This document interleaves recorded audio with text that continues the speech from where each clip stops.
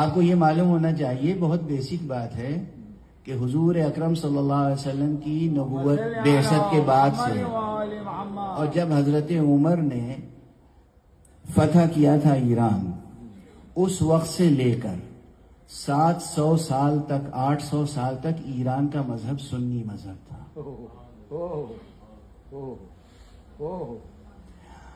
بخارا کہاں ہے مولانا؟ مدینے کے قریب کوئی شہر ہے؟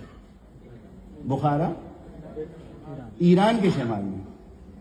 الترمذ کہاں ہے؟ ایران میں۔ نسا کہاں ہے؟ نیشاپور کہاں ہے؟ سجستان کہاں ہے؟ حاکم کہاں کے تھے؟ امام مسلم کہاں کے تھے؟ امام بخاری ایران کے تھے، امام مسلم ایران کے تھے، امام ترمذی ایران کے تھے، امام نسائی ایران کے تھے۔ تو سنی مذہب ایران سے آیا ہے یا شیعہ مذہب ایران سے آیا ہے؟ ابو حنیفہ ایران کے تھے، ابن ماجہ ایران کے تھے۔ ان کے سامنے کہہ رہا ہوں مفتی صاحب، سنی مذہب ایران سے آیا ہے یا شیعہ مذہب ایران سے آیا ہے؟ کب تک یہ جھوٹ دہرائیں گے آپ کے ساتھ؟ ایران سے آیا ہے شیعہ مذہب۔ ایران تو سنی تھا 800 برس تک، عرب نے جا کے ایران کو شیعہ بنایا۔ علامہ ہلی ہلا عراق کے تھے۔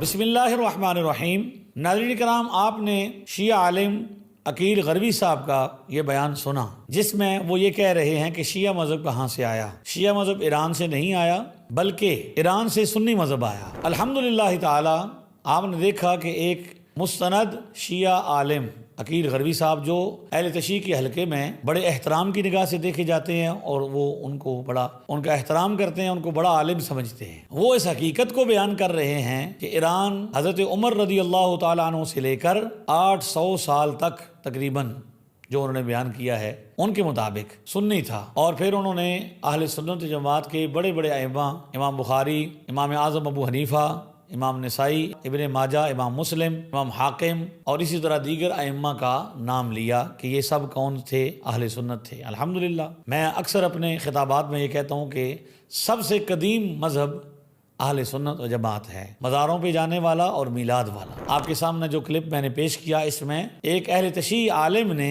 یہ تسلیم کیا کہ قدیم مذہب اہل سنت ہے۔ بعد میں انہوں نے کہا کہ عراق کے ایک عالم ہلی نام کے وہ عالم بتا رہے ہیں، انہوں نے ایران میں آ کر شیعت پھیلائی۔ اور میں آپ کو پورے وثوق سے کہتا ہوں کہ جس عالم کا انہوں نے نام لیا ہے، ہلی نام کا جو عالم انہوں نے لیا ہے، اگر اس کا شجر نسب چیک کریں گے تو وہ بھی پیچھے سنی ہوگا۔ یہ مولوی صاحب جو بیان کر رہے ہیں عقیل غروی صاحب، اگر آپ ان کا بھی شجر نسب چیک کریں گے تو یہ بھی سنی ہوں گے۔ اسی طرح جتنے بھی اہل تشیع ہیں، چاہے ان کے مولوی ہیں یا ذاکر ہیں، سب کا آپ بایو ڈیٹا نکالیں اور ان کو دیکھیں کہ ابا و اجداد کے لحاظ سے وہ کیا تھے، تو وہ اہل سنت تھے، اور یہی باقی فرقوں کی کہانی ہے۔